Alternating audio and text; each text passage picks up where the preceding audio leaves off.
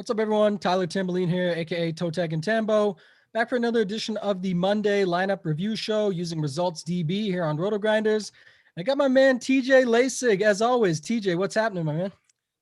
What's going on, Tambo? I already told you before the show and on Thursday about the blunder that I made this week in terms of somehow messing up my CSV upload, or I don't know exactly what I did, honestly. Just had so many different things going on.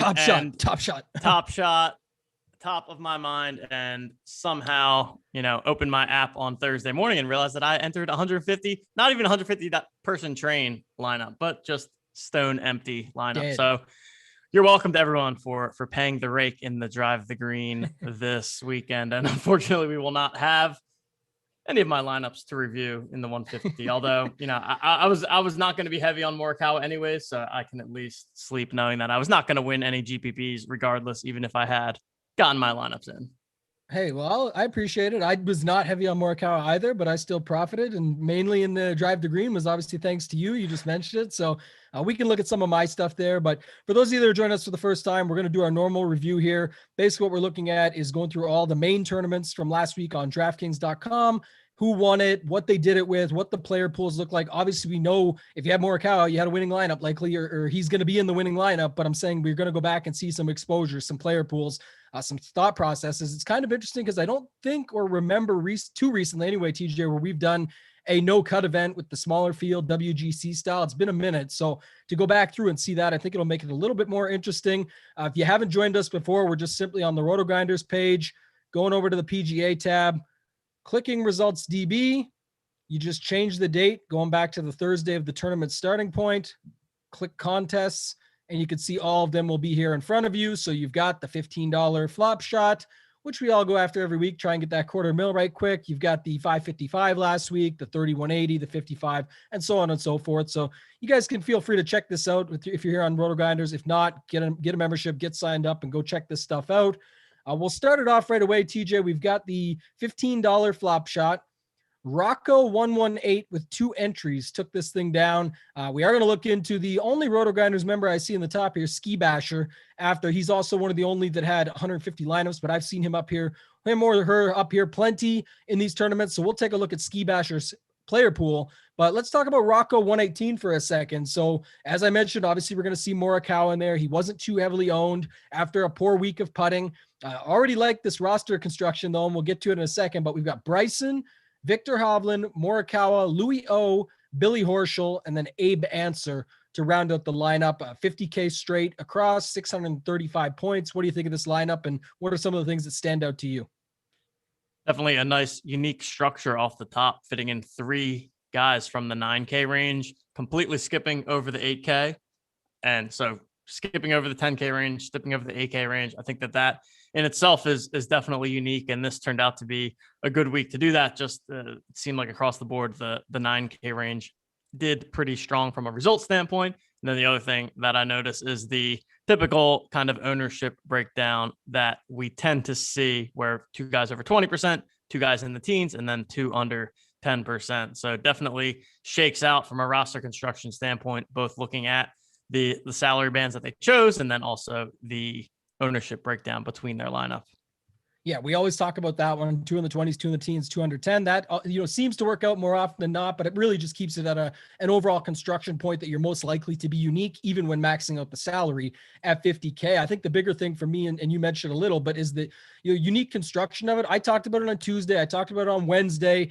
I just said, I said to Cards on Tuesday, is fading the top, the 5-figure range crazy here, because it is such high-end players here, but that 9K range was full of win equity. We knew Bryson could take it down. We liked Hovland. He was coming in and firing on all cylinders. The one guy I wasn't really on was Colin Morikawa, but makes sense. I guess, took the putting way too seriously, and that new grip and, his tee to green and approach had still been strong. So the chance to bounce back, and this kid, whenever he's on, it's not going to make a difference. If his putter's on, the field's in trouble. He's got now, talking about a rough week in the world of golf with everything that happened to Tiger. We were all on pins and needles with that news.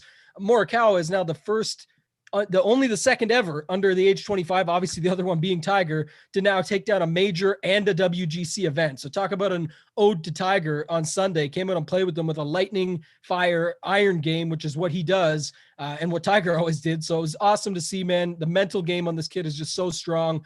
So overall, awesome win for him. But back to the lineup, I think that was the thing, right? No DJ, no 10K range. And then what I really like about it is sort of taking it a step further is everyone that was going to be using DJ was sort of still using, or up in that higher end was still using Answer or one guy in the 6K range. You see Answer at 21% here, but that was okay if you completely went off the 10 and 11K range in this lineup and still get it to work. So definitely like that. And then I also like the aspect of sort of like these grinders. If you look at, I don't know if Rocco, made this correlation on purpose, but if you think about, it was kind of like a US Open. We didn't quite expect maybe that crazy, but that was a tough track, man. Concession is one that I hope they put on the schedule going forward, because I really love, I love that type of golf. I love that this weekend. But you think about like Bryson, Hovland, Morikawa, even Louis. Louis is a prime example. Only really pops up in majors and stuff like that when it's going to be -10, -12, those sorts of tournaments. And all these guys are really more of that type of golfer than you are to see them go 25 or 30. It's something where we're going to need this huge birdie fest. So really do like the overall lineup. We'll move on. I want to look at Ski Basher, because Ski Basher is someone I see up here all the time, and they put together some great lineups. Like I said, they were the only RG member in the top 10. They're also the only person in the top 10 to put anywhere near 150 lineups. So I want to see what their strategy looked like. So this was their best lineup, TJ, and maybe you can go through this one, but it looks very similar to what we just saw, just slightly different.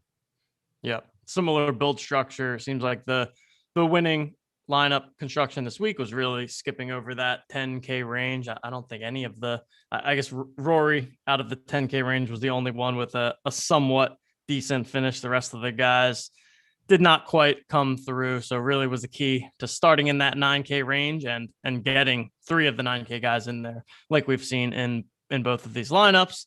And another somewhat similar ownership breakdown, just even a little bit more contrarian. Only one guy above 20%, and then 3 of them below 10%, obviously getting down to EVR at 6,200. Figured that would come in as a low owned play. And I think we talk about with the no cut events, right? It's reasonable to take some of those risks. You don't have that low floor of missed cuts. So I think going down to someone like EVR this week was not a bad play and worked out certainly well here. Yeah, I don't mind it. I like this move here. Like if you look back to the previous lineup, there's a few differences, but it was Answer, and then Billy Horschel was the other guy in the 7K range. And if you went down from Answer, you saved but like 1/4 of the ownership, almost 1/5 going to EVR.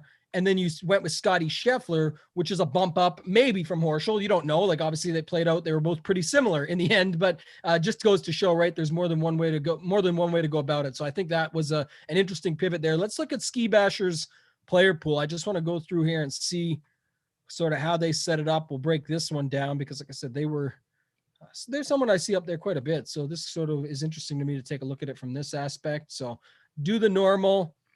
And yeah, something I know some of you are joining us for, the 4th time in a row or the 5th time in a row. We're looking at some of the same stuff, but just talk to me about this real quick, TJ, and what you see. I think we've seen this in the past. There's certainly some things that stand out to me, but what do you see here with Ski Basher's player pool overall?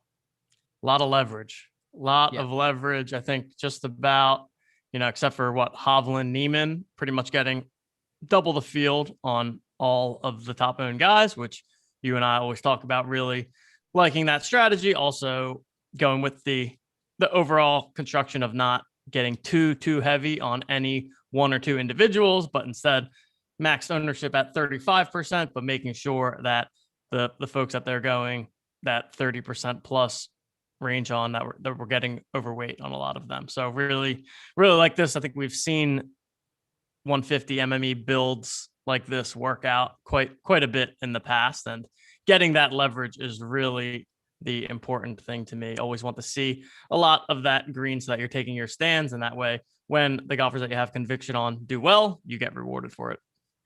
Yeah, definitely. And even like right down to 9% on Adam Scott is still leverage. Like all the green is leverage, right? So only Sungjae was just slightly under, but hard to gauge where a guy like Sung Jae is going to show up. So maybe was thinking that might be a little bit of leverage or close to, and was right there. Willing to be a little bit under on Willie Z. I can see that because of some of the overweights that are up here. Sergio crushed me. I know you got crushed just because you didn't put a lineup in, period. But yeah, for me, Sergio was the one that crushed me as well.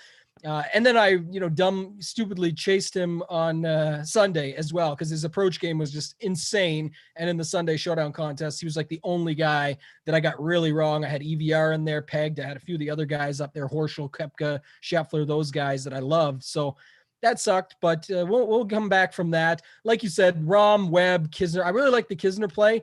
Wasn't talked about enough last week. I don't think people remember that this is literally what he says. He doesn't care how tough the course is or what it might be, or if he comes in 10th, because he's been quoted as saying verbatim pretty much that, 10th place in a WGC still pays some pretty good coin.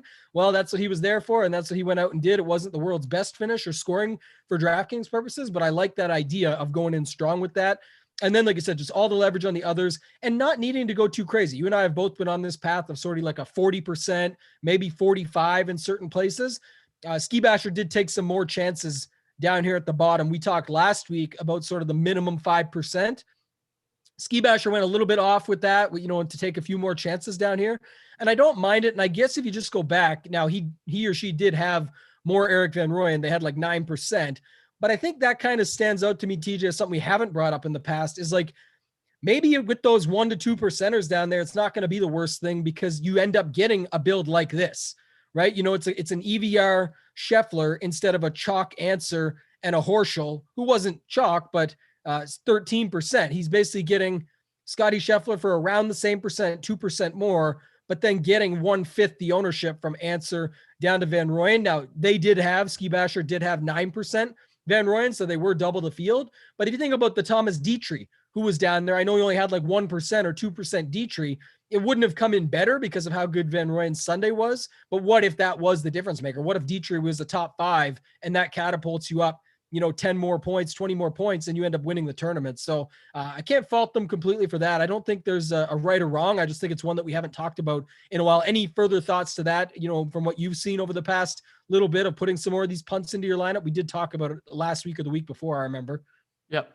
Yeah, I think for me, that's where, if you have a construction that you like that requires a low priced one-off punt, then that's where I'm most open to sprinkling in a bunch of different options there, rather than going all in on 1 or 2 of the punts, right? I talk a lot about, wanting to make sure that if somebody's in my player pool that I'm really in on them. But I think this would be the one exception where if you want to, rather than putting 8% each on 2 cheap guys, you want to, split it out and do 4 different guys at 4%, or even 8 different guys at 2%. Like, I think that's a reasonable strategy. And you may have to hand build it. I think that's a pretty good point, especially in that. I guess what you got to remember is the situation we're talking about. To me, it's situational. We're in a large field tournament with an extremely top heavy payout structure, a lot of people in the pool, 78,000 plus entrants. I think, when you have 150 to go EVR to Dietrich, let's say, if they're both 6,200, you may have to hand build that, but I would do that. And then I would look for my best EVR lineup with DJ or with Rory and maybe do to Dietrich. And then I get 2 of them that way.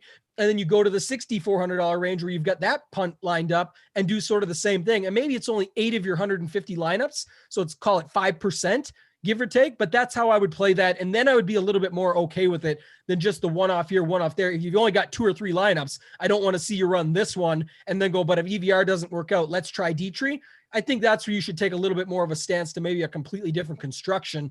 Again, to each their own. It does come into play with the factor of risk appetite. So there is all that to be said. I just think that's an interesting talking point in going through some of these. Let's flip over here to the drive the green. I don't think you'll even be able to find me. 84th, maybe. Yeah, that was the best one. So since we can't look at TJ's, I figure we'll take a look at mine. Just to go back here for a second, this is the $5 drive the green, 59,000 entrants in the field. I'm getting a lot of top 100s, TJ, not a lot of top 10s or top 5s though, like I'd like, but this is okay. We're making progress here. This is what my best looked like. So everyone knows I was really high on Rory, Hovland, Scheffler, all those guys last week. I tagged up Scheffler and Neiman and Answer. These were sort of my main 3 and Rory. So there's my main 4. Just you want to talk about conviction plays again last week on Rotogrinders. Rory, Hovland, Scheffler, Answer. were my 4 conviction plays. A little bit chalky. And I probably was a little bit too chalky with the overall build, but if you look at sort of what I got within it, all of them did pretty well. So it's one of those situations where, you got to be, got to go with the conviction and see what took this thing down. Did we see, was it 6, a little bit more? Yeah. 643.5. So we'll go look at my pool after, but let our buck 643.5. Talk me through this one, TJ, what you see. A little bit similar to what we saw before, but maybe some of the plays, Brooks was different.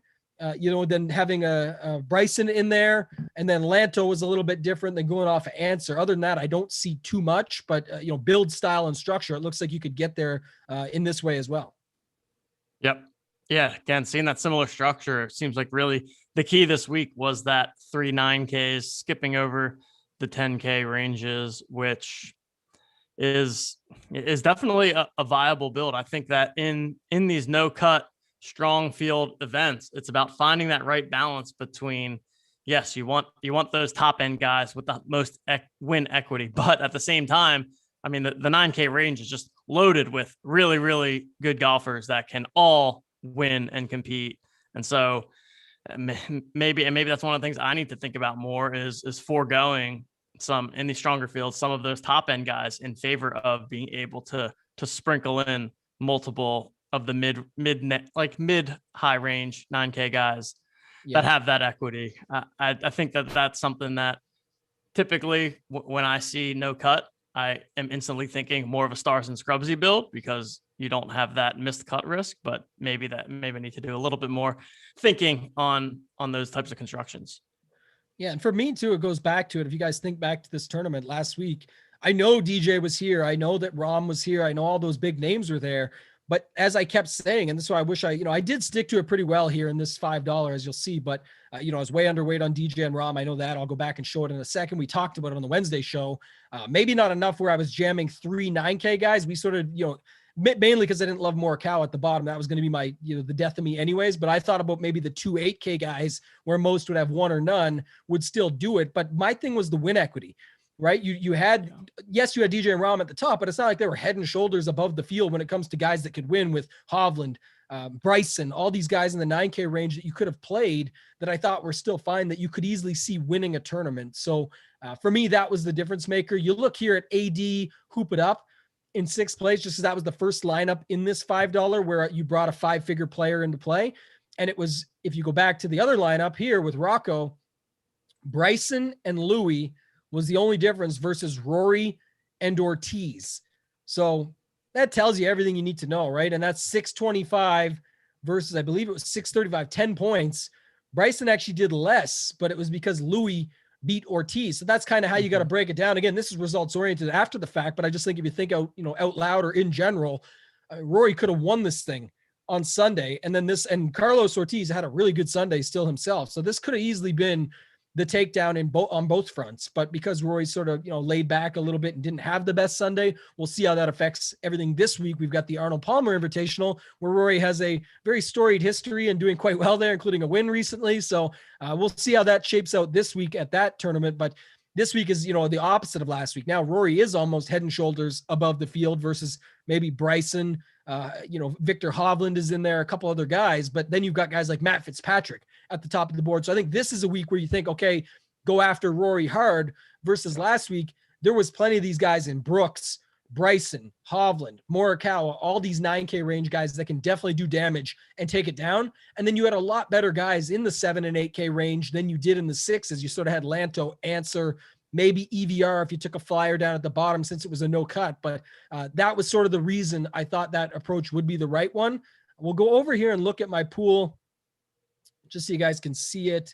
And we could talk through this one a little bit, TJ. Go back here for a second. And just one more comment on Rory this week, right? I think results aside, getting him at 11% ownership, I think is a great play. Like you said, if he would have closed it out, could have had a chance to close it out on Sunday. I thought that he was a good pivot play going into the week. And, Rory at 11% versus Rom and DJ at 20, whatever they were, I think is a nice pivot, even if it didn't necessarily end up being the winning lineups. I still think that's a great play. We both loved it. I think you were on him as well. I know I wrote him up as my favorite bet on Scores and Odds. I can't remember the number now. I think it was 17-1 or 60. It was something stupid that I am going to bet him again this week. So that's a little preview for what's to come this week. But it makes no sense. He's down to like 10-1, but the field got extremely weak compared to last week, and he actually played well and has a better history here. To me, none of that added up. So he was my first bet of the morning. He's already dropped 2 points, I think, but definitely popped that in right away. Pour one more out for my boy TJ here. You look up TJL in the ownership. There it shows is, 150 lineups at 0. So don't recommend doing that. Do not recommend doing that. It was so sad opening. You're gonna have to sell a LeBron S2 or something, man. Open my app and I was like, wait, this doesn't seem right. This doesn't seem good. And I looked and I was like, what did I do? Yeah, so you guys can see here. That was my first CSV error that I ever made in these times, but hey, it happens to the best of us, man. The only wish is that you got to make sure of this next time is have a dummy in there, because there's also the cool factor to that. Even if you screw it up, what if the dummy hits and you run the train 1 to 150 and take down the whole tournament? That's a real story to tell. This is just put your head down and walk away. And like I said, you might have to sell one of those Top Shots off, because I know you're heavy in the streets. And like you said, it was probably top of mind. So we'll see. We'll get it back, though. This is my pool here. Some always ask me, like, why do you only put in a weird number? This is actually, no self-control. This is me saying I should put 75. And I'm like, I'll go to 100 this week. And I'm like, there's 13 more. And then I just end up pretty much all the way there. But just so you guys can see, again, my tags last week were Scheffler, Neiman, Rory, and Answer. You can see some of the others that filtered in, but it really tells the story of what I committed to. And I closed the door on it. I talked about it on Tuesday, even hinted at it on Monday with Kenny on the Fantasy Golf Degenerates podcast. I asked Cards on Tuesday, would it be stupid just to fade the top? Because I'm really leaning that way. And Wednesday, I just said, forget it. We're doing it. We're going heavy on these guys. And the only guy I was going to commit to was Rory. And even then, that was only in 30% of my lineups. So the other ones were down. Over 50% of my lineups, you'll see, started with a 9K guy and a guy like Bryson or some of these other guys that were in the mix here. But you can have a look. Scheffler 40. Again, all the leverage, right? Answer, I said field on, because again, when you've got a $6,800 value play, WGC, no cut event or not, to me, that stood out as a place for me not to get as aggressive, but to say, look, I do know he's underpriced. And he was. Sure enough, in the end, you can't predict what's going to happen, but you have to put your money where your mouth is. And if you're going to say that, you got to get behind it. I said the same for Scheffler. I said the same for Neiman. It didn't work out for all of them, but you'll see the majority of my pool at the top, 106, 105, 92, 104, 124. Like, where was the lineup, TJ, that couldn't, catapult me past 84th place? It just sucks, right? I did the same with Kevin Kisner. I believed in that. I'll tell you what, it was these guys right here. English hurt me, and I thought I had more Sergio than I did. I was still more than almost triple the field. Yeah, on Sergio. I know he killed me some, but you'll see here, underweight on DJ, about field on Rom. But if you look and add all those lineups up between those two and Rory, it was about 50% of my lineups. So the rest did take this balanced approach. I thought that would be over the field. Some other guys that hurt me, Hatton, Berger, for the prices at least and where they stood. Obviously English was the killer though. So English, I got a little bit of cold feet. I was thinking 30% when Cards and I were talking about him on Wednesday. And then I said, no, let's cap it at 24, 25, because I didn't want to get too crazy there either. It just seemed like we were trending in that direction. Here's what I'll tell you is a pro tip. When you've got, build 10 lineups, and when this guy's, any guy for that matter, I'm just using Harris because last week is showing up in 9 out of 10, that's when, you got to cut back a little bit, because you're just getting overwhelmed and you're putting yourself in that position to get overexposed to a guy. And whether you believe in him or not, when everyone else thinks the same, typically it's a bad move. Can't really vouch for that 100%. We've seen guys in the past, whether it was Fate Bender or some of the guys we followed, TJ, where they just go all in on a move, but they typically are doing it on someone who's not the over-owned value play of the week. So I will say that, and that's something to look at going forward. Anything else you see here, TJ, you want to talk about before we move on? Yeah, like the leverage that you got across the board with your conviction plays, and also completely agree with what you did with English and Answer. I thought that those two stood out as kind of clear value plays, clear misprices, but similar to you, didn't have a ton of conviction that I wanted to get way overweight on them, but didn't want to full fade them either. So I think coming in right around the field on those two is a good way to handle those, especially in a no cut event like this. I like that player pool there. I think, just not enough Morikawa is what kills you, right? When you don't have pretty much when you're not overweight on the winner, it's going to be tough to find yourself up at the top. So on to the next one. Yeah, and you guys can see here, this is something Cards and I talked about. I got it wrong, but I don't think, again, you're not gonna get it right every week, but you can look and see, besides the top one, which was, it still had the same thing. It had Rory, but it wasn't the 3 9Ks. But you can see here, TJ, look, 2 8K guys, Scheffler, Niemann, Fitzpatrick, Matsuyama, Scheffler, Niemann. Like I was so heavy on Scheffler, Niemann to get 2 8K guys into my lineup, and that's really what killed me.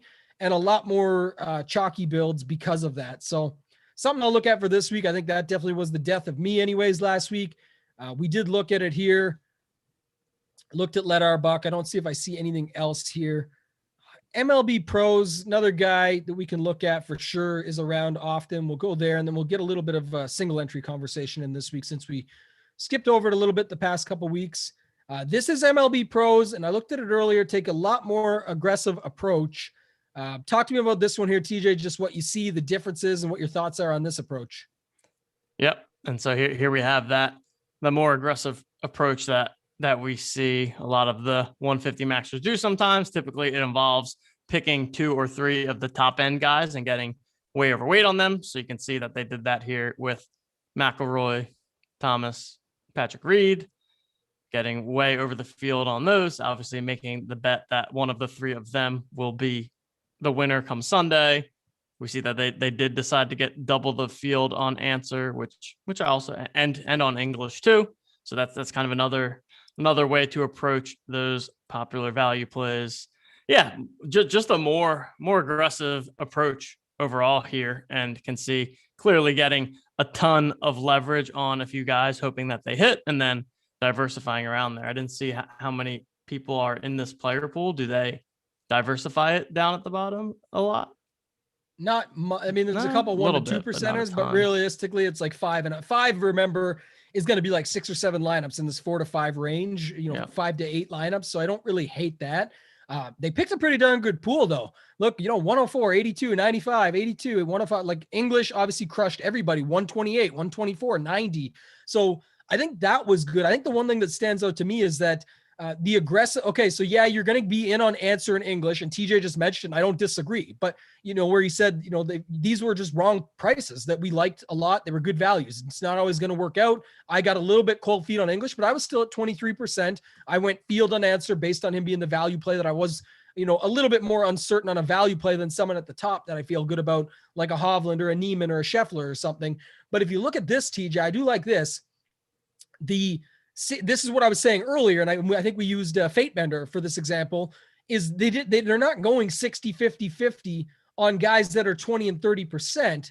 They're going on, 11%, 10%, and 11% sort of studs in the field. Rory, JT, and Reed, all WGC beasts, or guys that score incredibly well. Like JT just won a WGC over Brooks not too, far back there. So you had that situation where Brooks went in the water down the stretch. Rory's obviously won a bunch of WGCs, and then Patrick Reed has a couple of his own and has been playing really good golf. So to see, as you mentioned, the Rory conversation earlier being at like 11%, and then to take some of these other guys that are at 10 or 11% and just weight them so heavily, I think that's sort of the opposite of what I did, where I still went with some of the chalk guys. Again, mistake on my part, live and learn. But, then you can go with the chalkier answer in English and say, look, these are wrong prices. These are great values. Let me pair them with some of the ones I think are wrong ownerships at the top, meaning I think they should be owned a lot more. I'm going to go extremely overweight. And MLB Pros is dominant in very, in a lot of ways in many sports. If you guys don't follow it, you can go look MLB Pros up on Rotogrinders and see their profile. It's very strong. So something to look at and just to think about. Any further thoughts just on those comments there, TJ?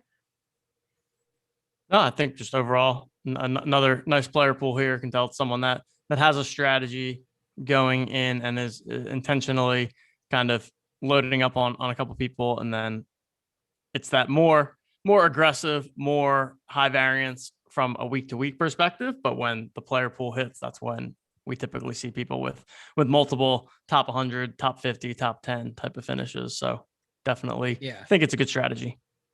I like it a lot. And I think you nailed a key point there. Have a strategy. That's really what it came down to. You guys saw mine was sticking mainly to these 9K lineups, but I like the 8K range just a bit too much. Neiman didn't come through. Scheffler did. If Neiman comes through, those are going to look a lot different over the weekend. Tweedy Dimes was another 150 maxer here in this tournament. I like showing this one off because this is a $5.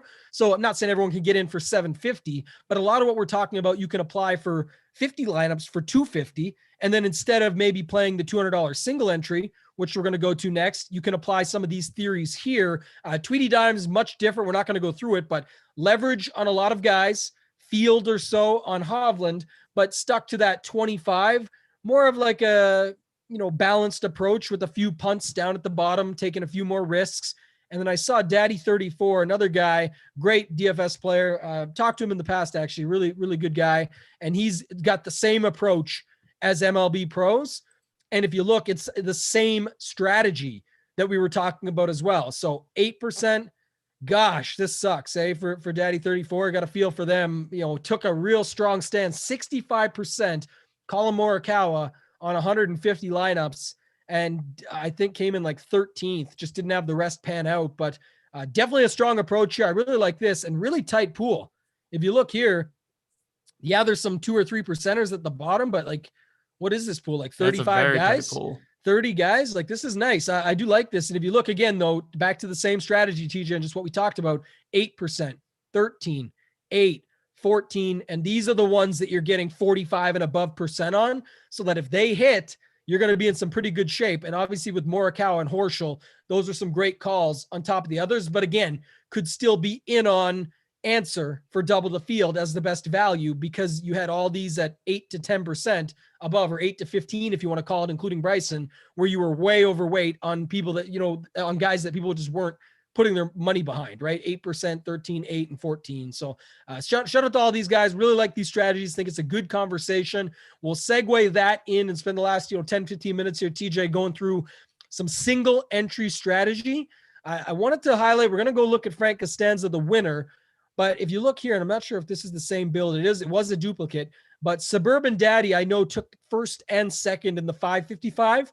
I know that's a little bit outside of most people's bankrolls. It's also one that you could put multi-entry into. So, it's tougher to get to that one, but Suburban Daddy had a 606.5 come in first in the 555, and this same lineup with a 606 come in second. So I thought I would talk about them first and just see it here. But what do you think of this lineup? We'll go to, obviously the winner's the winner, so we'll go to Frank Costanza, but just bringing this up instead of looking at the 555 first and then transitioning, what are your thoughts on this one here, TJ, just as far as they did use the 8K approach, but they used 3 8K guys and skipped the 11, 10s, and 7s. Yeah, definitely interesting. I think the first thing that jumps out to me is just noticing the way that ownership can consolidate in the single entries compared to the MMEs, right? I don't think we saw anyone in the 30%. And here we've got Neiman at 31, Hovland at basically 29%. So just be aware of that as you're playing single entries, that a lot more frequently the ownership will condense on the quote unquote good plays, which, I mean, Hovland, Neiman, Answer, all certainly were good plays this week. And then if you're going to be doing that, then you have to differentiate your lineup somewhere, right? And that they did that pretty perfectly with Morikawa at only 10% and Matsuyama at under 5%, which is huge. So I think that's one important call out, is to make sure that if you are playing a single entry and you're going with more of that optimal build route, to have 1 and probably 2 roster spots where you're making a clear pivot to guys that you think are going to be under owned. And they don't have to be as extreme of a pivot, right? Like, I think Morikawa 10% to me in a single entry, that's plenty of a pivot, just because of the way the ownership condenses. Yeah, I definitely like that call out. I like the, approach of sort of a more balanced structure here in something like the $200 single entry, where you're trying to get to the top. And like I said, everyone's on sort of the ROM, JTs, DJs, et cetera of the world. Even Rory, Bryson left all of those out and just started with Hovland, which I don't hate. And then the other factor is too, like we called it out in multi-entry that we just looked at in the Drive the Green, but I think it's just as valid here, is if you are going to commit to these value punts, or even like the value plays, like the Neimans and the Answers here at 30 and 26%, 31.5 and 25.56%, then I think it does make a lot more sense to get to like the lower owned plays at the top, where here's the thing. If you really believe in these values, which a lot of people clearly did, and Answer is even higher owned in the higher dollar stuff, which makes sense at 6,800, the price just seemed wrong, especially for a no cut, the game he has, all the skill, the talent, the upside, etc. So that stands out to me. But up at the top, like now thinking back, obviously the putter was off for Morikawa, so I was off of him, just as a one bad play that I thought, I thought was a bad play that turned out to be a phenomenal play. But I'm just saying, you think about that, and it's like, what's really the difference between Morikawa and the guys that were up there and Koepka's and all of them? They all can win a tournament at any time in a tough field, shortened field, no cut event, all these factors. So I like the differentiation there. Nobody wanted anything to do with Decky last week. I personally liked him. And I think back to, looking at this lineup, 3 of my conviction plays right there at the bottom, I really liked Hovland and Matsuyama. I just was never on Morikawa. So I don't know where I would have landed here if there was an $8,900 golfer maybe, or something like that I would have went to. But that's the first one I saw that also incorporated the 3 8K guys and not 2 or 1. So you look at this, another one, and then you go up here. This was the winner. We'll look at Frank Costanza. Again, this is a completely different build than what we saw in the other ones, TJ. So it kind of talks to what you were mentioning for single entry and just, flipping the script a little bit, but not too much different, but stayed out of the 6K range. And then the big thing for me was left Rory, Bryson, English, and Answer all completely out of the lineup. Any thoughts there? Yeah, definitely crossed off some of the higher owned pieces, obviously the higher price pieces, left a ton of salary on the table. That's very interesting. That's very interesting. That's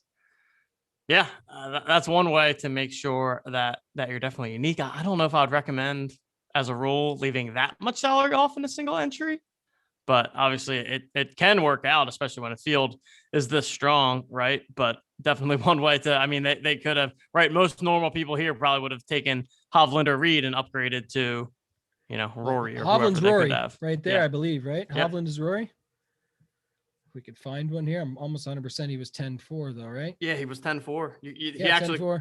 The person actually could have gone Reed to Rory because they have 100 left over. That'd be 1,100. 100 short. Okay, you're right. Yeah. That's fine though. But either way, that's sort of the point, right? And that's what makes it a little bit crazy. But that's also, Frank Costanza's got 50,000 reasons. Exactly. They would tell us why they're not crazy and why it was a wonderful move. So I love to see that. 124 versus what was Rory? 104.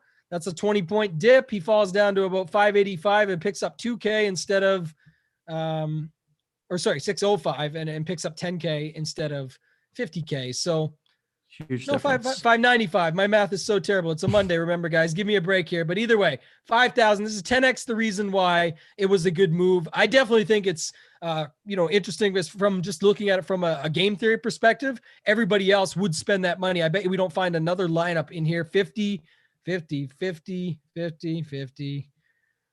So yeah, 49.6 is the lowest next in line. And that's with Rory. So that was sort of, tough to decipher here what you might do. Like, I guess Brendan Todd goes to Answer and then you upgrade the chalk in your lineup. That would have worked. So let's decipher this one for a second. Brendan Todd goes to Answer. It fits the 20, 25, 12, 12, 8. Yeah, it's a little bit off, but for single entry, we went one more position in the past. And what was Answer? It was even more than that though. I don't even know if he was now. It's 81.5. So not even. So you got more out of Brendan Todd. Where was it? At Freakbook? 83.5. So yeah. Again, guys, more than one way to get there. We've talked about it plenty in the past. Shout out to Frank Costanza. It was definitely the right move, leaving the money on the table, playing a little bit of Hovland, getting yourself different that way, and just leaving the money as is and playing the 6 best golfers that you want to play. I wish we knew more about Frank Costanza. Reach out if you follow or check this out and let me know sort of your thought process on it. It'd be interesting to hear why you did that or what your thoughts were behind it, beyond the obvious of when you leave money, you're going to be naturally unique, and beyond the fact that, Rory was still owned as well. But that's the thing. Like, if it was Hovland for Rory, just using that example, the ownership was still there. So it was just the fact that you were going to leave the money and make sure that you were unique in this tournament. Any other single entry thoughts before we get out of here, TJ, or anything else you want to touch on before we move on to the API and all the content that's coming this week? You can let people know where to find you, what you've got coming out here, there, and everywhere, and then we'll get out of here. No, I think it's interesting to look at these constructions again, seeing a lot of similar themes, but at the same time, always talking about how there's multiple different ways to do it. And I think we touched on it here. Like, really, we're not here to say that here is the strategy and the right strategy, but we're just here to say that build your lineups with some sort of strategy and some sort of intention for why you are doing things the way you are doing them. And I think that's really the mental exercise to continue to put yourself through on a week-to-week basis. And of course, make sure that when you reserve lineups that you actually fill them with golfers and give yourself a chance to win. That's my lesson learned this week, Tambo. Oh, absolutely. That's the pro tip of the week there. Forget the ones that, forget all the theory, strategy, and ideas that we brought up. But no, seriously, to TJ's point, guys, that's definitely the thing. I've actually had a lot of people reach out to me and say this is extremely helpful. They like correlating this with the Wednesday show, particularly to sort of see the ideas that stand out. There is no right or wrong. Obviously, we're reviewing winning lineups. It's not hard to go back and say that Frank Costanza made the right move because he left the money. And therefore that if Rory had won the tournament, maybe it wasn't the right money. Didn't even have Morikawa in the lineup, so on and so forth. They're the winner. They won. Congrats to them. It's incredible. There's no right or wrong method. What we're trying to look at and bring out the best in everybody is to think a little bit deeper into these situations and these processes that you're doing when you're building your lineups each week, so that you're not falling into the same traps that everybody else is and wondering why you're seeing the same people atop the leaderboards week in, week out, at least giving themselves a shot or having these top 1% finishes to try and get to the top of the leaderboard. It's going to happen. The more you put yourself there, the more you're going to give yourself the opportunity. I always say, you use your skills to put yourself in the position to get lucky. And you see it every week with me trying to do 84th this week, 96th last week. These are in large field tournaments. I'm trying to get there again and take something down. And I'm, confident it's going to happen. It's just, you got to keep putting yourself in those positions. So reach out if you guys have any further questions. Back to you, TJ. Let them know where to find you. Twitter's getting more bumping over there for you. I know that you're picking up some followers, doing some cool things. And then just what you got going on over here at Rotogrinders throughout the week. Yep. You guys can find me on Twitter at TJL5124DFS, tweeting about some golf stuff, tweeting about some Top Shot stuff, trying to get a little bit more active there. Be coming out with my PGA value article sometime tomorrow on Tuesday. And yeah, other than that, that's where you guys can find me. Reach out if you have any questions about any of the stuff that we've got going on here. Yeah, let us know if you guys got any feedback. Appreciate it as always, TJ. I love doing the show with you, man. So for me, you guys, you know where to find me on Twitter at ToeTagginTambo. Did some giveaways over the weekend. Speaking of Top Shots, gave a couple away. So looking to do some more stuff in that space. I think that's interesting to me. I do love it. As far as getting into that stuff, I'd love some PGA Top Shot, if you will, where we could get some, Tiger moments and some things like that. Would be pretty incredible. So I'm waiting for that. That would be awesome. That comes out, man. Forget it, and I'm all in. But for now, you guys know what you can look out for me for this week. The Fantasy Golf Degenerates podcast, which is free, presented and sponsored by Rotogrinders with Kenny Kim and myself, will come out late this evening, if not first thing overnight, for tomorrow morning.